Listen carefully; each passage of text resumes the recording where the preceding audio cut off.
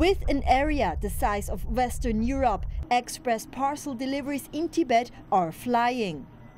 At the Lhasa Logistics Center of SF Express, He Haibin delivers up to 100 parcels each day, covering between 3 to 5 kilometers. Most of the parcels are local specialties and gifts.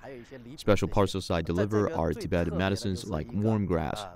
The high season for delivery is November and December, when people buy a lot of clothes, gifts, and festival goods online. The Shenzhen-based company fiercely competes for market share with other express delivery players in China. In 2013, more than 8,000 express enterprises with over 20 major brand names were operating in the country. The top 10 of those had a combined business volume accounting for 87% of the overall express delivery business. SF Express delivers to Lhasa as well as other major cities in Tibet, but hopes to expand the services to more remote villages, farms and mountain ranges.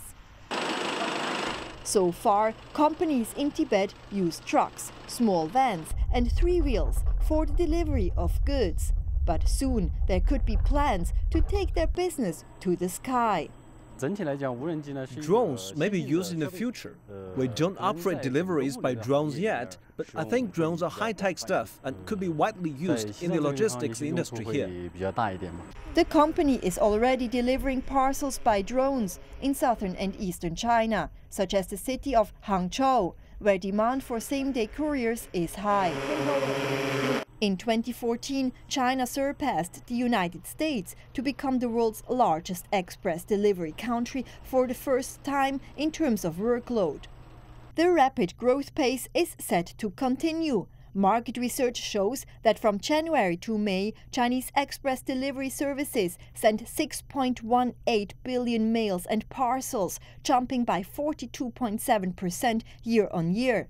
The revenue reached 96.95 billion yuan, up 31.9% year-on-year.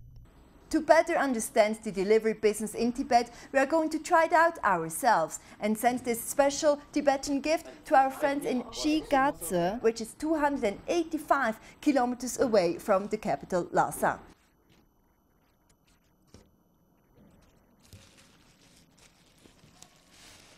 I sent it off at 6 p.m. in the evening.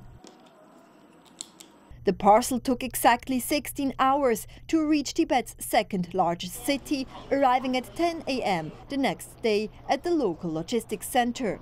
The delivery man then only took a couple of minutes to transport the parcel on his 3-wheel and drop it off at my friend's doorstep.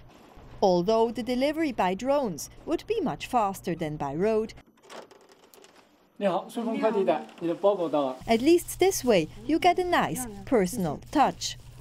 Martina Fuchs, CCTV News in Shigaze, Tibet.